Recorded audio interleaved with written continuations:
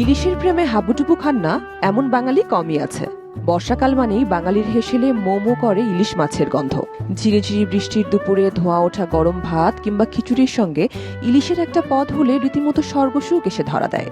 যুগে যুগে বাঙালি যে কতভাবে ইলিশের স্বাদ নিয়েছে তার হিসেব নেই। সর্ষে ইলিশ, ভাপা ইলিশ, তেলে ইলিশ এরকম পদ তো খাওয়াই হয়। তাই মাঝে মাঝে চেনা স্বাদের বাইরে অন্যরকম কিছু হওয়া চাই। আজ আমরা দেখব এমনই একটি পদের রেসিপি, আনারস ইলিশ। আপনার ইলিশ খাওয়ার অভিজ্ঞতায় নতুনত্ব যোগ করবে এই পদ। সাথে থাকছে আরো একটি মজাদার রেসিপি, গরুর মগজের দো পেঁয়াজা।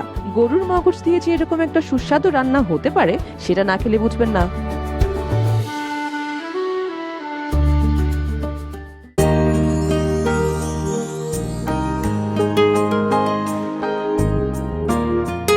একজন শিল্পী যেমন অনেক যত্ন করে তার নরম তুলির ছোঁয়ায় খুব সুন্দর করে ছবি আঁকেন, ঠিক একইভাবে একজন রন্ধনশিল্পীও তার যত্ন এবং ভালোবাসায় আমাদেরকে অনেক মজার এবং সুস্বাদু খাবার করে খাওয়ান। সমাজ স্বীকৃত না হলেও বাংলাদেশের ঘরে ঘরে এরকম অনেক রন্ধনশিল্পী আছেন যারা তাদের সুনিপুণ দক্ষতায় আমাদেরকে সবসময় মজার এবং সুস্বাদু খাবার উপহার দেন। তা যা বলেছ তারজিকা, ভেবে দেখো, কোনো রকম প্রশিক্ষণ নেই, রেসিপি বই নেই, আধুনিক রান্নার কোনো সরঞ্জাম নেই। এগুলো ছাড়াই আমাদের দাদি নানিরা আগের দিনে যে রান্নাগুলো করে গেছেন আজও তার তুলনা নেই। বাংলার ঐতিহ্যবাহী রান্নাগুলো তো তারাই আমাদের উপহার দিয়ে গেছেন। জি আহার চাচা, আর সেই রান্নাগুলিকে ধারণ করছি আমরা তাদের প্রতি স্বীকৃতি জানিয়ে। রাঁধুনি বাংলাদেশের ঐতিহ্যবাহী রান্নার এই অনুষ্ঠানের মাধ্যমে তাদের সকলের প্রতি আমাদের কৃতজ্ঞতা এবং আমরা এই বার্তায় তাদেরকে পৌঁছে দিতে চাই।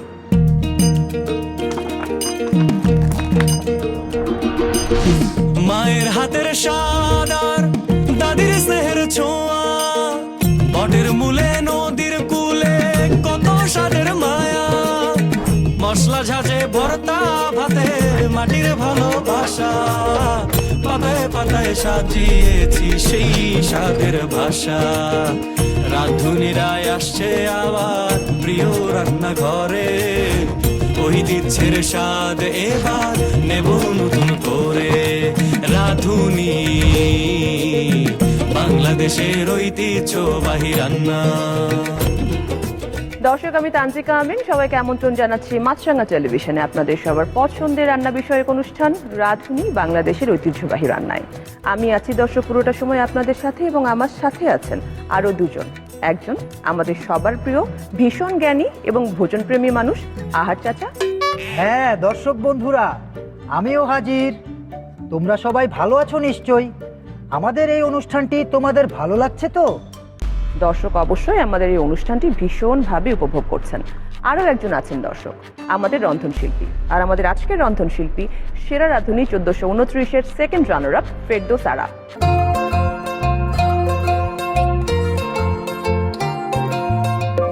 কেমন আছেন আপু? এই তো ভালো, আপনি কেমন আছেন? আমি ভালো আছি, প্লিজ বসেন। স্বাগত ফেরদৌস আরা। কেমন আছেন আহার চাচা? হ্যাঁ ভালো আছি। ফেরদৌস আরা আপা, আপনি ছিলেন সেরা রাঁধুনি 1429-এর সেকেন্ড রানার আপ। কেমন ছিল পুরো জার্নিটা সেটা জানতে চাই। আসলে জার্নিটা তো হচ্ছে সবসময় স্মরণীয় একটা মুহূর্ত। এগুলো তো আসলে ভোলার মতো না, কারণ জীবনের প্রতিটা পদক্ষেপে সেরা রাঁধুনির প্রত্যেকটা মুহূর্ত কিন্তু আমাদের কাজে লাগে। সেটা দৈনন্দিন জীবনে হোক, প্রফেশনাল কাজে হোক, হ্যাঁ সবসময় কাজে লাগছে। আর আমরা আমাদের এই এক্সপিরিয়েন্সগুলো আবার নতুনদের সাথে শেয়ার করি, যারা আমাদেরকে দেখে অনুপ্রাণিত হয়, সামনে তারা সেরা রাঁধুনিতে আসবে, কিংবা তারাও স্বপ্ন দেখে আমাদের মতন একটা প্ল্যাটফর্ম পাবে। তো আমরা আবার তাদেরকে এগুলো শেয়ার করি। কি অ্যাডভাইস দেন আমাকে বলেন তো, যারা আজকে আপনার মতো হতে চায়, আসতে চায়, এত বড় একটা মঞ্চে এত রাঁধুনিদেরকে মানে বিট করে সামনের দিকে এগিয়ে আসতে চায়, তাদের উদ্দেশ্যে আপনি কি বলবেন? আসলে সব সময় বলি যে নিজের প্রতি কনফিডেন্টটা রাখতে হবে আর কাজটা করতে হবে ভালোবেসে। কারণ রান্না এমন একটা জিনিস, এই জায়গায় যদি আপনার ভালোবাসা না থাকে তাহলে আপনি পারবেন না। অনেক ধৈর্যের ব্যাপার। আর সেরা রাঁধুনির যে প্ল্যাটফর্মটা, এখানে তো অবশ্যই ধৈর্য থাকতেই হবে, তারপরে তো এক্সপিরিয়েন্স নিতেই হবে, তারপরে কাজ করতে হবে, তারপরে কিছু কোর্স করতে হবে, কারণ এখন ডে বাই ডে এই প্ল্যাটফর্মটা অনেক ডেভেলপ করছে এবং অনেক কিছু আছে শেখার এবং জানার। মানে জি। আমরা যখন ছিলাম আমরা ভাবি যে রান্নার ক্ষেত্রে শুধুমাত্র রান্নাটা জানলে একটু টেস্ট হলে লবণ ঝাল ঠিক থাকলেই হয়ে যায়, বাট এখন তো সায়েন্স যুক্ত হয়েছে এর সাথে, তো অনেক কিছু জানার আছে। তো যখন অ্যানাউন্সমেন্টটা নিজের কানে শুনছেন যে সেকেন্ড রানার আপ ফেরদৌস আরা, তখন ফিলিংসটা কেমন ছিল? তখন মানে ওই যে বলে না যে মানে শুনলেই নিজের মধ্যে একটা আত্মবিশ্বাস তৈরি হয়। এটা যখনই আমি শুনি না কেন, এখনো তো অনেকেই বলে সেরা রাঁধুনি ফেরদৌস আরা, সেরা রাঁধুনি ফেরদৌস আরা। নিজের যে একটা ছোট্ট ডাকনাম থাকে পরিবারে, সেই নামটা কিন্তু হারিয়ে গেছে। হ্যাঁ, তো এখন এই নামটা নিয়েই যেমন আগাচ্ছি, সবসময় সামনের দিকে আগানোর সময় ওই কথাগুলো মানে মনে রেখে আগাতে হয় যে ভুল করা যাবে না কোনো রকম। মানে আমাদেরকে দেখেই বললাম না যে আমাদেরকে দেখেই বাকিরা হচ্ছে সামনের দিকে আসতে চায়, তাহলে আমরা কিভাবে ভুল করি? সেটাই, কারণ আপনারা তো এখন আপনারাই শেখাবেন, যেহেতু আপনারা একটা জায়গা মানে অনেক লম্বা একটা সময় দিয়েছেন, দেওয়ার পরে আজকে এত শিক্ষা এত অভিজ্ঞতা দিয়ে আজকে এখানে বসে আছেন। আজকে যে আমরা রাঁধুনি বাংলাদেশের ঐতিহ্যবাহী রান্নার বই থেকে দুটো রেসিপি দেখাবো, মানে আপনি দেখাবেন, একটা হচ্ছে আনারস ইলিশ এবং আরেকটা মগজের দো পেঁয়াজা। মগজের দো পেঁয়াজা, মগজ ভুনা এগুলো আমরা খাই কাছাকাছি, হ্যাঁ আমরা দো পেঁয়াজা খাবো আজকে। বাট আনারস ইলিশ, ইলিশের অনেক ফর্মে আমরা ইলিশ খাই, আনারস ইলিশ নিয়ে যদি কিছু বলেন। আনারস ইলিশ হচ্ছে বাংলাদেশের ঐতিহ্যবাহী কিন্তু একটা রান্না। এটা হচ্ছে টাঙ্গাইলে। টাঙ্গাইল হচ্ছে আমার শ্বশুরবাড়ি এলাকা। রাঁধুনি বাংলাদেশের ঐতিহ্যবাহী রান্নার রেসিপিতে যখন দেখলাম যে হচ্ছে আনারস ইলিশ, তো আমি এই রেসিপিটা চুজ করি যে এটা আজকে আমি করে দেখাবো, কারণ আমাদের ওখানে প্রায় সময় দেখা যায় যে এই খাওয়া রান্নার হয়। একটা আচ্ছা, প্রচলন আছে। আচ্ছা আচ্ছা। তো অনেকেই এখন যারা নতুন না, তারা হয়তো বা এটা সম্পর্কে জানে না। তো আজকে যদি আমি তাদেরকে একটু করে দেখাই, তো তাহলে হয়তো বা তাদের অনেক হেল্প হবে। হ্যাঁ, বাংলার রান্নায় টকঝাল মিষ্টির ঐতিহ্য বহু পুরনো। পূর্ববঙ্গের ঘরোয়া রান্না থেকেই আনারস ইলিশের এই পদ জনপ্রিয়তা পায়, যেখানে ইলিশের সঙ্গে পাকা আনারসের মিষ্টি টক স্বাদ মিশে যায়। আগে তো কাঁচা আম, চালতা, তেঁতুল দিয়ে মাছ রান্না হলেও পরে আনারস এসে এতে নতুন মাত্রা যোগ করে। তুমি বলছিলে টাঙ্গাইলের কথা, আমিও শুনেছি সিলেটে অথবা টাঙ্গাইলে আনারসের উৎপাদন থাকায় সেখানকার ঘরোয়া রান্না থেকেই এই সংযোজনের প্রচলন শুরু হয়। বুঝলে? বুঝলাম। আমি কখনো খাইনি, তাই আমি আজকে প্রথম আনারস ইলিশ খাবো আর কি। আমরা আর কথা বলবো না, এখানে সময় নষ্ট করবো না, আমরা আড্ডা দেবো রান্না করতে করতে। দর্শক, চলে যাচ্ছি আমরা আমাদের রান্নাঘরে। আজকে দেখাবো আপনাদের দুটো রেসিপি, একটা আনারস ইলিশ এবং আরেকটা মগজের দো পেঁয়াজা।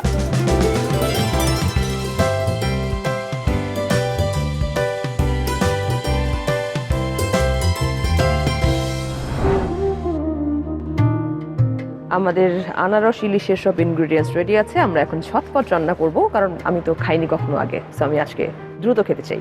শুরু করি আপা? শুরু করে চলো ফেলি আপু। আচ্ছা, ফার্স্টে প্যানটা নিয়ে নিই।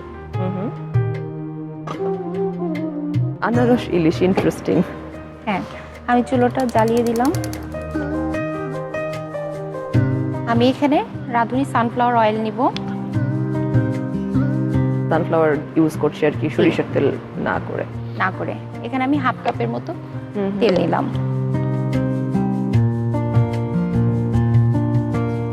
এখন আমি নিব হচ্ছে ফার্স্টে পেঁয়াজ বাটা। আমি পেঁয়াজ বাটা দিয়ে দিচ্ছি এখানে হচ্ছে 1/4 কাপ। মানে একটু বেশি করে দেওয়া হচ্ছে, এই জন্য একটু ঠিক হয় আর কি ঝোলটা। পেঁয়াজ বাটাটা দিচ্ছি আমরা হচ্ছে একটু গ্রেভিটা ঠিকঠাক হওয়ার জন্য। এরপরে আনারস বাটা। এখানে আমরা একটা পরিমাণ আনারস নিয়েছি, হাফ করে নিয়ে আনারসটাকে হচ্ছে কাঁটা চামচ দিয়েও কেউ কুড়ে নিতে পারবে। আগের পদ্ধতিতে আসলে বইয়ে লেখা আছে, আমরা এখানে গ্রেট করে নিয়েছি। আচ্ছা। আর এই আনারসটা আমি হচ্ছে দিয়ে দিব হচ্ছে পুরোটাই। হ্যাঁ, পেঁয়াজটা একটু গরম হয়ে আসলে পুরোটা দিয়ে দিব। এই রান্নাটা করতে আসলে আপু বেশি সময় লাগবে না, ঝটপট হয়ে যাবে, কারণ ইনগ্রেডিয়েন্টসও খুবই অল্প। ইলিশ মাছে তো বেশি ইনগ্রেডিয়েন্টস দেওয়ার প্রয়োজনও নেই, খুবই ঝটপট হয়ে যাবে। শুধু বাসায় এই কয়টা জিনিস থাকলেই যে কোনো সময় করা যাবে। আর থাকে সব সময় ঘরেই থাকে। পেঁয়াজটা বাটা করতে হবে আর আনারসটা একটু গ্রেট করে নিতে হবে। কেউ চাইলে ব্লেন্ডারও ব্লেন্ড করে নিতে পারে। হ্যাঁ, পেঁয়াজটা একটু ভাজা ভাজা করে নিব, কারণ পেঁয়াজের একটা স্মেল আছে, কাঁচা গন্ধটা যেন চলে যায়।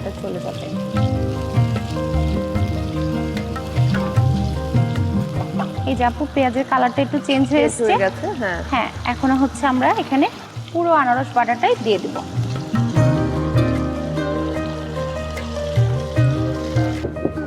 এখন দিব হচ্ছে মরিচের গুঁড়া। এখানে আমি মরিচের গুঁড়ো দিচ্ছি 1 চা চামচ।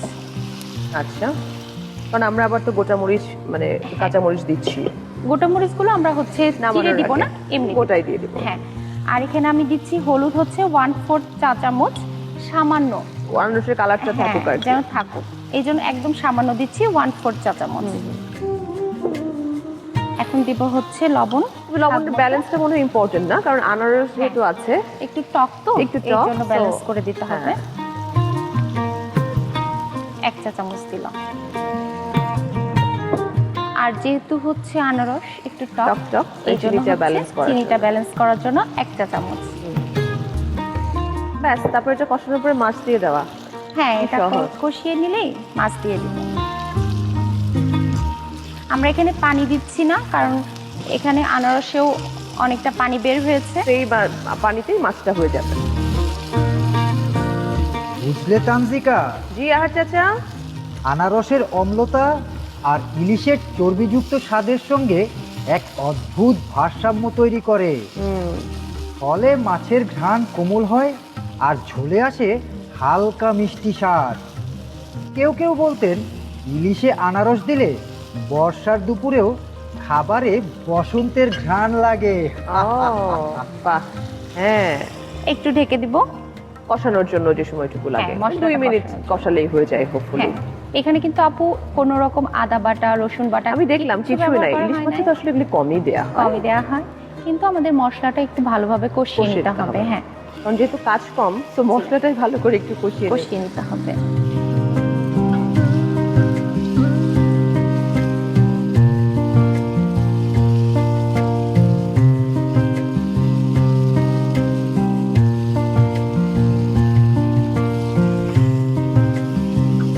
ইতিমধ্যে আমরা আনারস, আমিও পাচ্ছি এখান থেকে আনারসের ফ্লেভারটা Smell চলে খুব এসছে। ভালোভাবে আসছে। আমাকে এখন মাছটা দিয়ে দিব না? হ্যাঁ, এখন আমরা এর উপর দিয়ে আপু মাছগুলো দিয়ে দিব।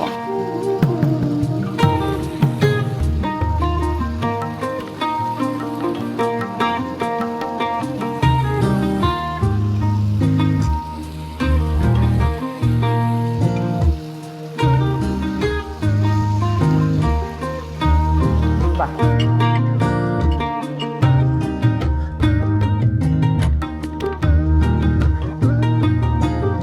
Just আমরা ঢেকে একটু দেওয়া। ঢেকে, হ্যাঁ, এক পাশ হলে আরেক পাশ তখন উল্টিয়ে দিয়ে দিব। দিব। আপনার মনে আছে নিশ্চয়ই আপনি অডিশনে কোন খাবারটি দিয়েছিলেন এবং হ্যাঁ। জাজরা ভীষণ খুশি হয়ে আপনাকে গ্রিন সিগন্যাল দিয়ে দিয়েছিল। আসলে আমি 2 বার অডিশন দিয়েছিলাম।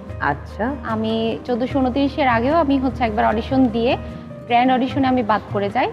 তারপরে আবার আমি হচ্ছে 1429-এ আসি। তখন আমি হচ্ছে চকলেট কেক নিয়ে এসেছিলাম। আচ্ছা, ওকে, আচ্ছা, এবার আমরা একটু উল্টিয়ে দিই। উল্টে দেই। ইলিশের কালারটাও কিন্তু চেঞ্জ চেঞ্জ হয়ে গেছে। আমরা একটু আস্তে আস্তে উল্টিয়ে দিব। ইলিশ মাছ অনেক নরম, তো একটু সাবধানে। বাহ, দারুণ রেসিপি। অতিরিক্ত কোনো পানি লাগছে না, আনারসের রসেই রান্না হয়ে যাচ্ছে। পানি কি প্রয়োজন একেবারেই হবে না, নাকি কেউ চাইলে একটু দিতে পারে? কেউ চাইলে, কারো যদি একটু মনে ঝোল হয় ঝোল যে খেতে চায়, গ্রেভিটা, হ্যাঁ, একটু ঝোল ঝোল খাবে, চাইলে দিতে পারে।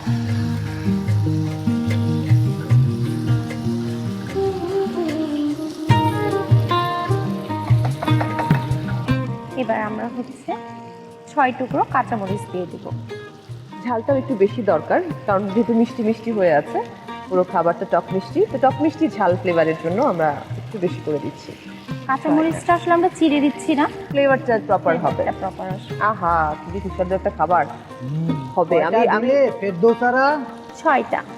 বাহ, ফ্লেভার, ইলিশের ফ্লেভার, আনারসের ফ্লেভার, সবকিছু মিলিয়ে মানে রান্নাঘর আসলে যে মোমো করছে, মানে এটা বোঝা যাচ্ছে। আপনার স্পেশালিটি কি আপু? মানে কোন রান্না আপনি করতে পছন্দ করেন এবং আপনার যারা খায়, ভালোবাসার পছন্দের মানুষ, তারা বলে যে ভীষণ সুস্বাদু হয়েছে?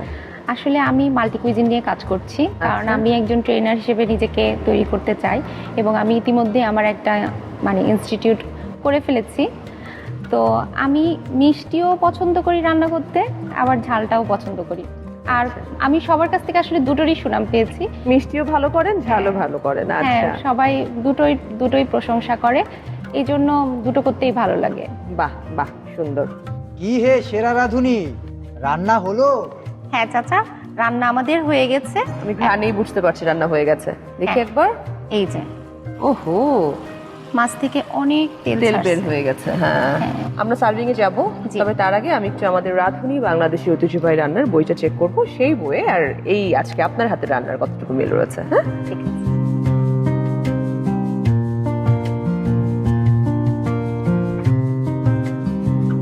এই যেটা হচ্ছে আনারস ইলিশ। চলেন আমরা সার্ভিং এ যাই। চুলাটা বন্ধ করে। চুলাটা বন্ধ করে দিই।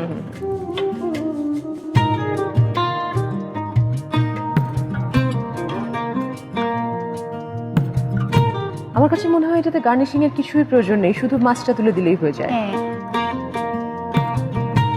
দেখতে এত সুন্দর।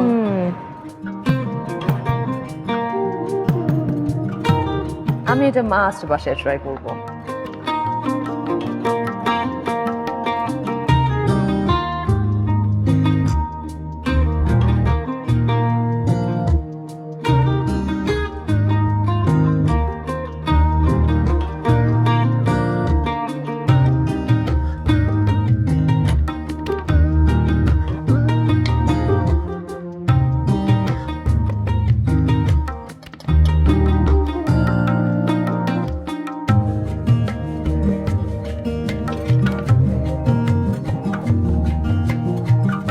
এই তো তৈরি হয়ে গেল আপু আমার আনারস ইলিশ। থ্যাংক ইউ আপু। এই যে তৈরি হয়ে গেছে আমাদের আনারস ইলিশ। ওয়াও, দর্শক, তৈরি হয়ে গেছে মজাদার এবং ভীষণ সুস্বাদু একটি খাবার, আনারস ইলিশ। চলুন দেখে আসি কিভাবে তৈরি করলাম, প্রস্তুত প্রণালী। আনারস ইলিশ রান্নায় যে সমস্ত উপকরণ লাগবে: ইলিশ মাছ 6 টুকরো, আনারস জলডুপি 1টি, পেঁয়াজ বাটা 1 কাপে 4 ভাগের 1 ভাগ, হলুদের গুঁড়া 1 চা চামচের 4 ভাগের 1 ভাগ, মরিচের গুঁড়া 1 চা চামচ, চিনি 1 চা চামচ, তেল আধা কাপ, কাঁচা মরিচ 5 থেকে 6টি, লবণ স্বাদ মতো। আনারস ইলিশ রান্নার শুরুতে চুলায় একটি হাঁড়িতে আধা কাপ তেলে 1 কাপের 4 ভাগের 1 ভাগ পেঁয়াজ বাটা দিয়ে হালকা বাদামি করে ভেজে নিন। এ পর্যায়ে কুড়ে রাখা আনারস দিয়ে মিশিয়ে সাথে 1 চা চামচ মরিচের গুঁড়া, 1 চা চামচের 4 ভাগের 1 ভাগ হলুদের গুঁড়া, স্বাদমতো লবণ এবং 1 চা চামচ চিনি দিয়ে মিশিয়ে ঢেকে 2 থেকে 3 মিনিটের মতো কষাতে হবে। কষানো শেষে তেল আনারসের উপরে উঠে আসলে কেটে ধুয়ে রাখা ইলিশের টুকরোগুলো দিয়ে ঢেকে 2 থেকে 3 মিনিট রান্না করুন। 2 থেকে 3 মিনিট পর মাছ উল্টিয়ে দিয়ে সাথে 5 থেকে 6টি কাঁচামরিচ দিয়ে ঢেকে আবারও 2 থেকে 3 মিনিট রান্না করুন। রান্না শেষে নামিয়ে গরম গরম পোলাও বা সাদা ভাতের সঙ্গে পরিবেশন করুন সুস্বাদু আনারস ইলিশ। এখন আমরা দেখাবো আপনাদেরকে আমাদের দ্বিতীয় রেসিপি, আর সেটা হচ্ছে মগজের দো পেঁয়াজা। শুরু করি আপা, চলেন মগজের দো পেঁয়াজা। আচ্ছা আপু, এখানে আমরা হচ্ছে মগজ নিয়েছি হচ্ছে একটি। এই মগজটা হচ্ছে আমরা প্রথমে হলুদ এবং গরম পানি দিয়ে একটু সিদ্ধ করে নিয়ে একটু ঠান্ডা যখন হবে তখন ওপরে একটা পর্দা থাকে, স্কিনটা থাকে বা একটা পর্দাটা হ্যাঁ। জাস্ট তুলে ফেলতে হবে। তুলে ফেলে আমরা হচ্ছে একটু এরকম করে টুকরো করে করে কেটে নিয়েছি। নিয়েছি। ঠিক আছে, এখন আমরা চুলায় প্যানটা বসিয়ে দিই।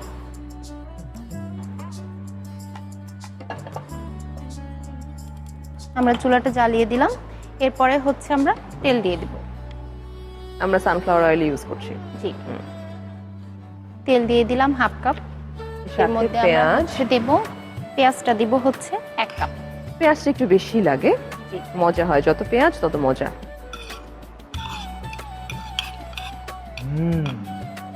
দো পেঁয়াজা মানেই তো বেশি বেশি পেঁয়াজ, হ্যাঁ বেশি বেশি পেঁয়াজ, অথবা 2 ধাপে পেঁয়াজ। 2 ধাপে পেঁয়াজ আমরা এটা ভেজে হচ্ছে অর্ধেক পরিমাণ বেরেস্তা তুলে রাখবো। তুলে রাখবো, পরে আবার অ্যাড করার জন্য। হ্যাঁ, পরে ও তো দেয়া 2 ধাপেই হলো।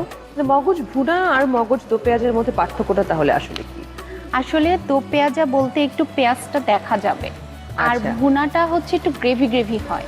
আচ্ছা, হ্যাঁ, ভুনাতে একটু বাটা মশলাও যায়। বাটা মশলা। হ্যাঁ, আর এটা যেহেতু আমাদের দো পেঁয়াজা, এই জন্য আমরা পেঁয়াজটাকে ভেজে কিছুটা পরিমাণ তুলে রাখবো, উপর বেরেস্তা দিয়ে করে পরে বেরেস্তা ছিটিয়ে দিচ্ছি। হ্যাঁ, মগজ ভুনায় অবশ্য বেরেস্তা উপরে দেয়া হয় না। দেয়া আচ্ছা, হয় না। That's the difference. আর আমরা বেরেস্তাটা সবসময় একটু মিডিয়াম হাই হিটে করব, কারণ লো হিটে করলে পেঁয়াজটা নরম হয়ে যায়, আবার খুব জোরে করলে পেঁয়াজটা তাড়াতাড়ি তাড়াতাড়ি পুড়ে যায়, ভেতরটা থেকে যায়, কালারটা আর কি, নষ্ট হয়ে যায়। একটু নেড়ে চেড়ে করে নিব। এখন তো আমরা সবাই বেরেস্তা মানে রেডি করে কন্টেনারের মধ্যে ফ্রিজে রেখে রেখে দিচ্ছি, দেই, জি। যে কোনো কিছুতে জাস্ট ছিটিয়ে দিয়ে দিচ্ছি। ছিটিয়ে দিয়ে দিচ্ছি। আর আমরা যেটা পেঁয়াজ বেরেস্তা হচ্ছে কন্টেনারে রেখে দিই, এটার কিন্তু ঘ্রাণ নষ্ট হয় না, নষ্ট হয় না, বরঞ্চ আরো হচ্ছে চিলারে থাকলে আরো ভালো হয়, আরো crispiness-টা ক্রিসপিনেসটা বাড়ে। বাড়ে। হ্যাঁ। রাইট।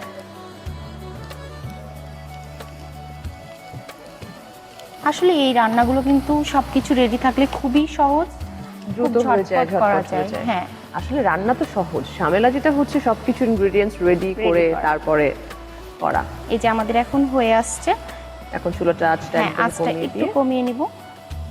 কারণ যে গরম তেলটা আছে ওই তেলেই হ্যাঁ, হয়ে যাবে, তাহলে কালারটা ঠিকঠাক চলে আসে।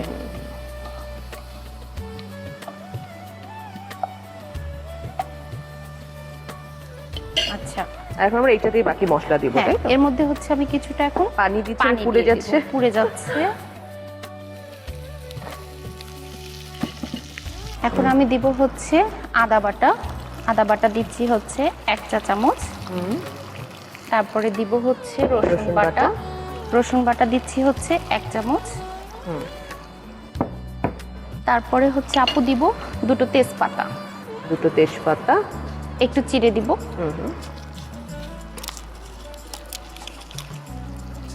তারপরে দিব হচ্ছে হলুদের গুঁড়া। হলুদের গুঁড়াও 1 চা চামচ। এরপরে মরিচের গুঁড়া দিয়ে দিচ্ছি 1 চা চামচ। এরপরে দিয়ে দিচ্ছি হচ্ছে ধনিয়া গুঁড়া 1 চা চামচ। জিরার গুঁড়া। আর দিচ্ছি হচ্ছে জিরার গুঁড়া 1/2 চা চামচ। এরপরে দিব হচ্ছে গরম মশলা বাটা। বাটা। হ্যাঁ, গরম মশলা বাটা দিব হচ্ছে 1 চা চামচ। অনেকে বলে যে মগজের যে একটা গন্ধ থাকে, এই গন্ধটা থাকে। দূর করে হচ্ছে গরম মশলা। গরম মশলার বাটা। আর দিব হচ্ছে লবণ। লবণও দিয়ে দিচ্ছি 1 চা চামচ। স্বাদ মতো, কেউ বেশি চাইলে কেউ আমরা একটু দেখেও আমরা নিতে পারি। দেখে নিতে হ্যাঁ, পারি, তো প্রথমে দেখে একটু নিই। কম দেওয়াটাই বেটার। হ্যাঁ, কম দেওয়াটাই বেটার। এখন আমরা মশলাটাকে ভালোভাবে কষিয়ে নিব। ফেরদৌসারা, জিয়াহাট চাচা, মুঘল দো পেঁয়াজার ধারায় রান্না হলেও এটাকে আমরা বাংলার ঐতিহ্যবাহী কষা রান্নারই একটা পদ বলতে পারি, তাই না? জি। আমরা এখন মশলাটাকে ঢেকে একটু কষিয়ে নিব। মানে 2-3 মিনিট কষালে আর কি হয়ে যায়। হ্যাঁ, এই মশলাটাকে একটু ভালোভাবে কষাতে হবে, কারণ মগজ তো অনেক সফট একটা জিনিস। ওটা হচ্ছে দিয়ে আমরা পরে বেশিক্ষণ রান্না করব না। আর মগজ যেহেতু আগে থেকে একটু গরম পানি দিয়ে পরিষ্কার করে নেওয়া, মানে সিদ্ধ হ্যাঁ। প্লাস পরিষ্কার সবকিছুই করা আছে, তো চুলায় দেওয়ার পরে সময় লাগবে না। সময় যা লাগবে সময় না। দিতে যদি হয় তাহলে বেসিক্যালি মশলা কষানোতে দিতে হবে। বেরেস্তা আর মশলা কষানোতে হ্যাঁ। সময় লাগছে।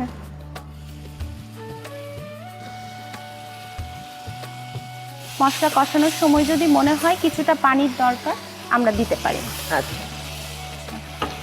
এখন আমাদের মশলার থেকে তেলটা বের হয়ে এসছে, এখন আমরা মগজগুলো দিয়ে দিব।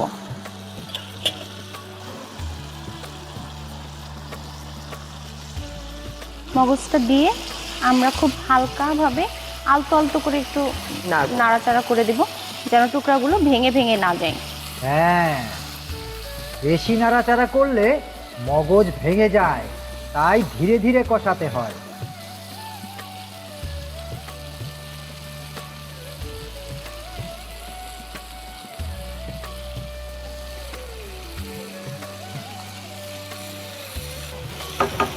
সামান্য একটু পানি দিব, সামান্য একটু পানি, কারণ লেগে যেন না যায় আর কি। লেগে যেন না যায়। আমরা একটু সামান্য পানি দিয়ে মগজটুকু সেদ্ধ হতে হবে, একটু সেদ্ধ, মশলাটা আসলে ভেতরে যেন যেতে ঢোকে হবে। আর কি। হ্যাঁ, হ্যাঁ, আমরা একটু আঁচটা আঁচটা কমিয়ে কমিয়ে দিয়ে কতক্ষণ রাখবো আমরা এখন?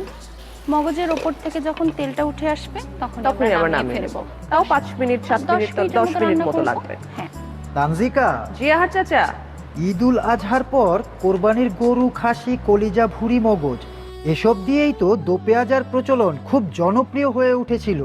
আমাদের দেশের রাঁধুনিরা যে কত বিচিত্র রকমের রেসিপি উদ্ভাবন করেছে, গরুর মগজ দিয়েও যে এরকম একটা সুস্বাদু পদ তৈরি করা যায়, সেটা না জানলে হয়তো মগজ খাওয়ার বিষয়টি অনেকে জানতো না।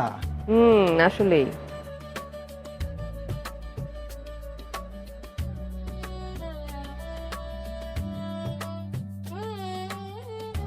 দশ মিনিট তো হলো।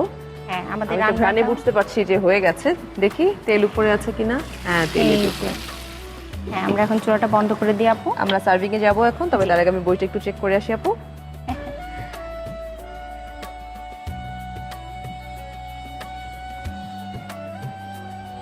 এই যে মগজের দো পেঁয়াজা। চলেন আমরা সার্ভিং এ যাই। হ্যাঁ, আমরা এখন উপর দিয়ে পেঁয়াজ বেরেস্তাটা দিয়ে দিব।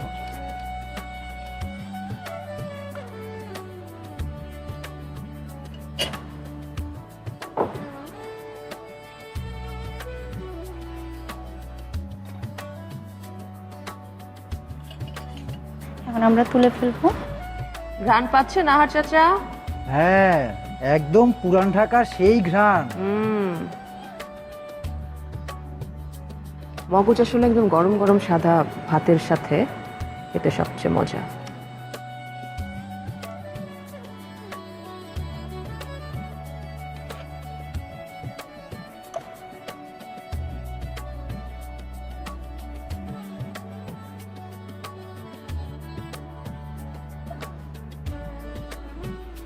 এখানে ধনিয়া পাতা রাখা আছে, 2টা পাতা দিয়ে দিব।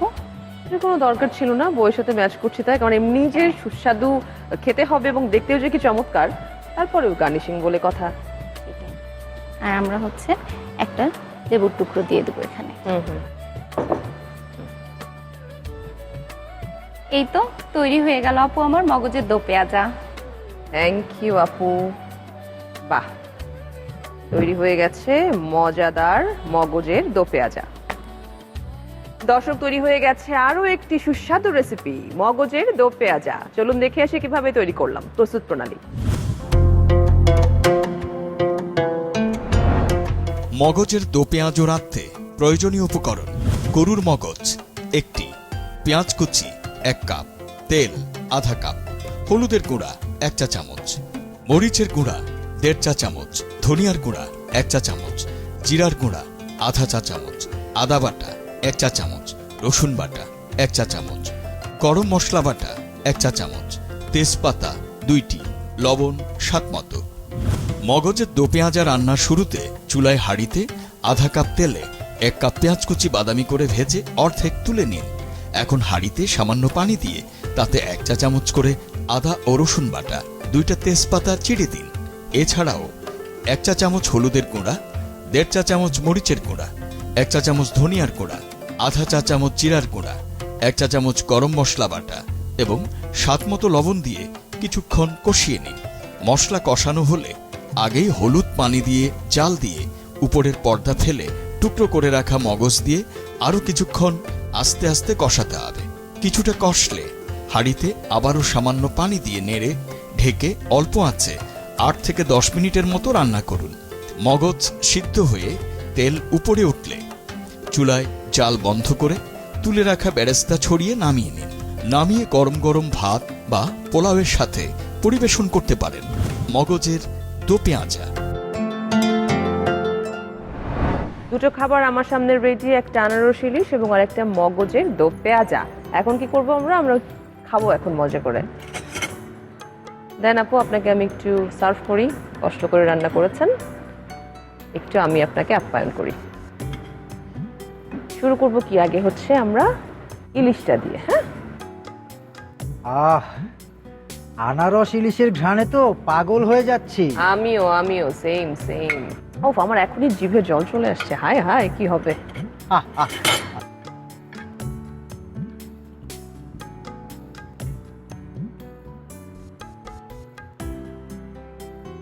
খুবই মজা। মানে আনারস, এটা সাদা পোলাও দিয়ে খাওয়ার জিনিস, রাইট? একদম মানুষ আসবে সাদা পোলাও দিয়ে খাবে এবং খেয়ে মুগ্ধ হয়ে যাবে। খুবই মজা হয়েছে, রান্না তো মজা হয়েছে, প্লাস এই বিষয়টা আনারস ইলিশ মাছের ফ্লেভারটা পুরোটা আছে, আনারস আছে, মানে একটা এত মজা হতে পারে এটা আমি জানতাম না। আর সবচেয়ে বড় কথা, আমাদের রেসিপি বইটাতে পরিমাণগুলো এত সূক্ষ্মভাবে দেয়া, মানে স্বাদের কোনো হেরফের নাই, প্রত্যেকটা টেস্ট আমরা পাচ্ছি। পাচ্ছি, খুবই মজা হয়েছে। এবার যাচ্ছি আমরা আমাদের মগজের দো পেঁয়াজায়। এই যে, দেখেছো তানজিকা, জি আহার চাচা, মগজগুলো ভাঙেনি। সেরা রাঁধুনি খুব যত্নে রান্না করেছে। হ্যাঁ আমি দেখলাম সে বেশি নাড়েনি, না নাড়ার কারণে আর কি ভাঙেনি। আবার দুভাবেই করা যায়, অনেক সময় আমরা একটু বেশি ভেঙেও করি আর কি। হ্যাঁ, কেমন হয়েছে, কেমন লাগছে? অনেক মজা। অনেক মজা। ওকে, আর আসলে আমি যেমন ঝালটা খাই ঠিক তেমন। আসলে অনেক মজা হয়েছে সেরা রাঁধুনি, খুবই মজা। ওই যে দ্বিতীয়বার বেরেস্তা দেওয়ার কারণে বেরেস্তার ফ্লেভারটা খুব সুন্দর পুরোটা টেস্টে। পাওয়া যাচ্ছে। দর্শক, আমাদের গল্প, আড্ডা এবং খাওয়া দাওয়া আরও কিছুক্ষণ চলবে। আমরা ফিরবো ঝটপট প্রশ্নের চটপট উত্তর নিয়ে। ফিরলাম ঝটপট প্রশ্নের চটপট উত্তর নিয়ে। খেলবো দুজনের সাথে, একজন সেরা রাঁধুনি এবং আহার চাচা। আহার চাচা জানেন এই বিষয়টা কিভাবে খেলতে হয়। আমি এখন চাই সেরা রাঁধুনিকে জানাতে কিভাবে খেলবো আমরা। মোট 9টা প্রশ্ন করা হবে। 6টা প্রশ্ন বেসিক রান্না, খাদ্য এবং পুষ্টি সম্পর্কে, আর বাকি 3টা প্রশ্ন করব আমরা রাঁধুনি বাংলাদেশের ঐতিহ্যবাহী রান্নার এই বইকে ঘিরে। ঠিক আছে? আর যিনি জিতবেন তিনি পেয়ে যাবেন রাঁধুনির পক্ষ থেকে একটা গিফট হ্যাম্পার। ওয়াও! প্রথম প্রশ্ন, কোন খাবারে সবচেয়ে বেশি প্রোটিন থাকে? মাছ, মাংস, ডিম, ডিম ও ডালে। মাছ, মাংস, ডাল। মাছ, মাংস, ডিম এবং ডাল। ঠিক আছে, সঠিক উত্তর দুজনই দিয়েছে, কিন্তু দ্রুত দিয়েছেন আপনি, সো পয়েন্টস আপনার। লেবুর রসে কোন ভিটামিন পাওয়া যায়? Vitamin C. Vitamin C. Yes, vitamin C. Fried rice কোন চাল দিয়ে ভালো হয়? বাসমতি চাল বাসমতি এবং চাল। ঠান্ডা করে রাখা সেদ্ধ চাল। এক্স্যাক্টলি, সঠিক উত্তর দুজনেই দিচ্ছে, কিন্তু আমাদের আহারটা একটু স্লো। স্পেনের বিখ্যাত চালের খাবারের নাম কি? পায়লা। Yes, পায়েলা, হ্যাঁ। পায়া, এবং ভীষণ পছন্দের এবং ভীষণ মজার একটা খাবার। কোন মশলা রক্তে শর্করা কমাতে সাহায্য করে? দারুচিনি। দারুচিনি। দারচিনি। জাফরানের প্রধান উৎপাদক দেশ কোনটি? ইরান। ইরান। এবং ভেরি এক্সপেন্সিভ, অনেক অনেক এক্সপেন্সিভ এবং মজাও। মজাও। সো কিছু করার নাই, কিনতেই হয়। হয়ে গেছে 6টা প্রশ্ন, জিতেছেন আপনি। আহার চাচা সব উত্তর সঠিক দিয়েছেন, কিন্তু স্লো দিয়েছেন, তাই আপনি জিতে গেছেন। যাচ্ছি পরের 3টে প্রশ্নে, যেটা এই বইকে ঘিরে। রাঁধুনি বাংলাদেশের ঐতিহ্যবাহী রান্না বইতে ইলিশ লাউ বড়ি রেসিপিতে কোন ধরনের বড়ি ব্যবহার করা হয়েছে? মাসকালাইয়ের। হ্যাঁ, মাসকালাইয়ের বড়ি। পুরো এই বই মুখস্থ না? একদম মানে করতেই হয়। করতেই হয়। তো জাফরান কোন তরলে গুলে পোলাওয়ের সাথে মিশাতে হয়? দুধে। দুধে। এবং কিছু সুন্দর একটা রং হয়। চাউল ছোলার বিরিয়ানি রেসিপিতে পোলাওয়ের চাল কত গ্রাম লাগবে? 200 গ্রাম। শিওর? হ্যাঁ হ্যাঁ, 200 গ্রাম। শিওর? হ্যাঁ। 200 গ্রামই লাগবে। সুন্দর, খুব সুন্দর একটা খেলা হয়েছে, এবং অ্যাজ ইউজুয়াল আহার চাচা ইচ্ছে করে হেরে গিয়ে আপনাকে জিতিয়ে দিয়েছে। এই যে রাঁধুনির পক্ষ থেকে গিফট হ্যাম্পার আপনার জন্য। থ্যাংক ইউ আপু, থ্যাংক ইউ রাঁধুনিকে এত সুন্দর একটা গিফট হ্যাম্পার দেওয়ার জন্য, আর আহার চাচা আপনাকেও একটু স্লো অ্যান্সারগুলো দেওয়ার জন্য। তোমাকেও ধন্যবাদ, খুব যত্ন করে রান্না করে খাওয়ালে। আপনাকে অনেক ধন্যবাদ। আশা করছি আপনাকে আমরা আবার কোনো একটা পর্বে পাবো। থ্যাংক ইউ আপু। দেশে এবং বিদেশে যত রকম ঐতিহ্যবাহী এবং জনপ্রিয় মশলা রয়েছে, সেই সব মশলার তথ্য এবং ইতিহাস জানবো আমরা আমাদের এই সেগমেন্টে। এই সেগমেন্টের নাম স্পাইস ট্রিভিয়া। চলুন দেখে আসি আজকে কোন স্পাইস সম্পর্কে আমরা জানবো।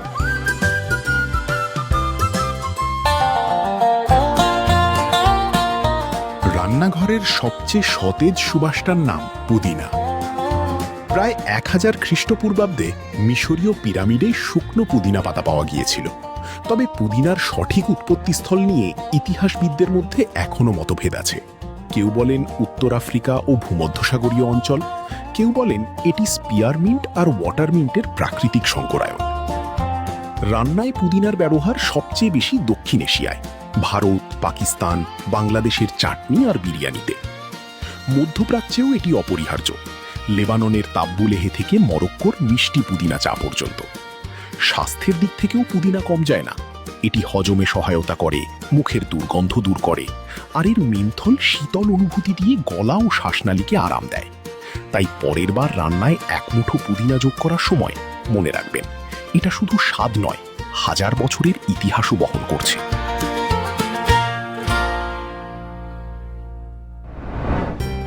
দর্শক, এবার আপনাদের জন্য থাকছে কুইজ, আর যিনি এই কুইজের সঠিক উত্তর দিতে পারবেন তিনি জিতে যাবেন রাঁধুনি বাংলাদেশের ঐতিহ্যবাহী রান্নার এই চমৎকার বইটি। জানাবো আজকের কুইজ, তবে তার আগে আমরা জানবো গত পর্বের বিজয়ী কে ছিলেন। রাঁধুনি বাংলাদেশের ঐতিহ্যবাহী রান্না কুইজে গত পর্বে আমাদের প্রশ্ন ছিল রূপচাঁদা শুটকির দো পেঁয়াজা রান্নায় পেঁয়াজ কতভাবে ব্যবহার করা হয়েছে। BOR 11A একভাবে, BOR 11B দুইভাবে। সঠিক উত্তর BOR 11B দুইভাবে। আর সঠিক উত্তর দিয়ে বিজয়ী হয়েছেন ধানমন্ডি ঢাকা থেকে শাকিল। অভিনন্দন আপনাকে সঠিক উত্তর দিয়ে এই চমৎকার বইটি জিতে নেবার জন্য।